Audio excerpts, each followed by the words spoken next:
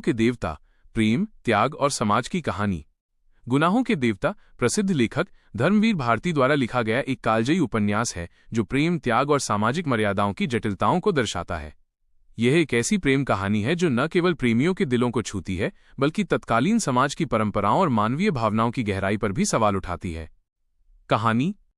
उपन्यास का नायक चंदर इलाहाबाद का एक आदर्शवादी और संवेदनशील छात्र है। वह अपने गुरु डॉक्टर शुक्ला का प्रिय शिष्य है और उनकी बेटी सुधा के साथ बचपन से ही पला बढ़ा है।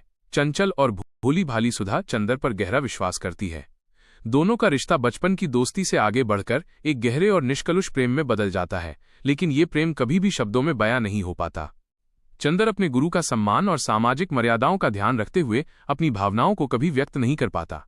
वहीं सुधा भी अपने पिता की आज्ञा को सर्वोपरि मानती है। गुनाहों के देवता। जब डॉक्टर, त्याग और समाज की बेटी का विवाह एक सभ्य युवक विनय से तय प्रसिद्ध लेखक तो सुधा अपने पिता की द्वारा लिखा गया एक कालजयी उपन्यास है, चंदर के लिए त्याग और सामाजिक मर्यादाओं की जटिलताओं को पीछे हट जाता है।